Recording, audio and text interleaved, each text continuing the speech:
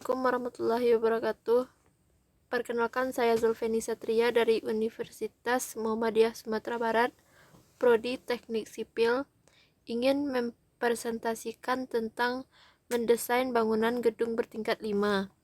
Lokasi Bukit Tinggi, fungsi bangunan sekolah, jenis tanah keras, tipe gedung A, tinggi per lantai 4 meter. 1. Pembebanan. Pembebanan merupakan faktor penting dalam merancang struktur bangunan. Untuk itu, dalam merancang struktur perlu mengidentifikasikan beban-beban yang bekerja pada sistem struktur. Beban-beban yang bekerja pada suatu struktur ditimbulkan secara langsung oleh gaya-gaya alamiah dan buatan manusia.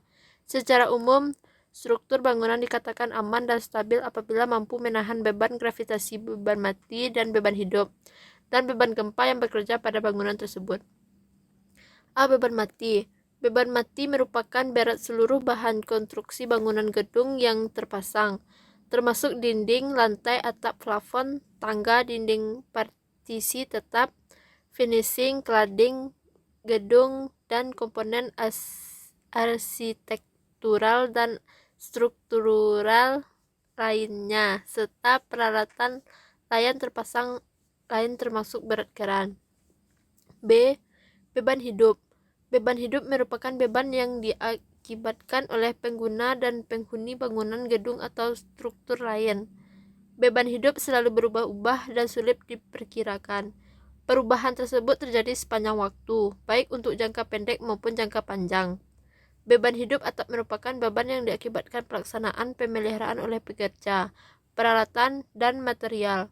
Selain itu juga beban selama masa layan struktur yang diakibatkan oleh benda bergerak seperti tanaman atau benda dekorasi kecil yang tidak berhubungan dengan penghunian.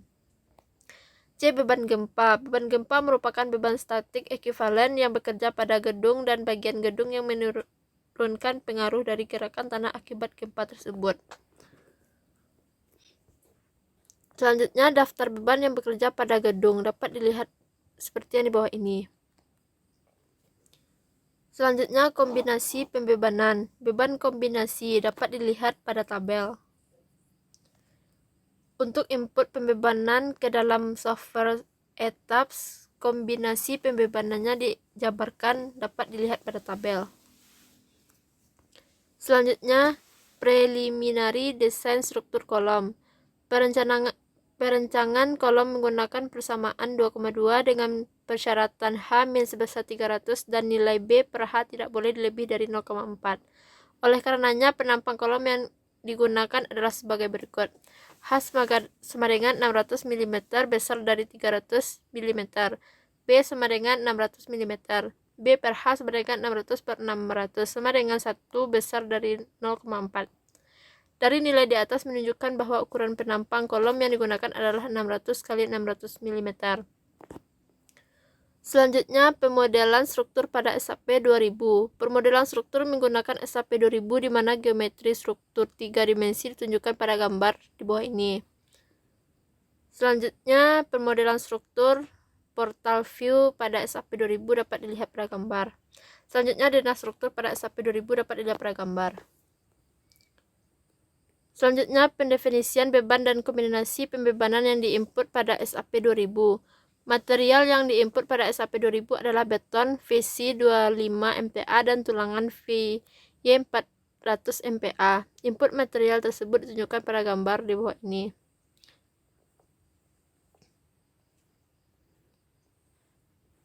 Selanjutnya, pendefinisian beban dan kombinasi pembebanan yang diinput pada SAP 2000.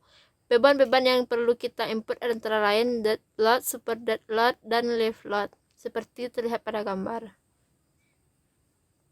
Selanjutnya, input kombinasi pembebanan pada SAP 2000 terlihat pada tabel di bawah ini.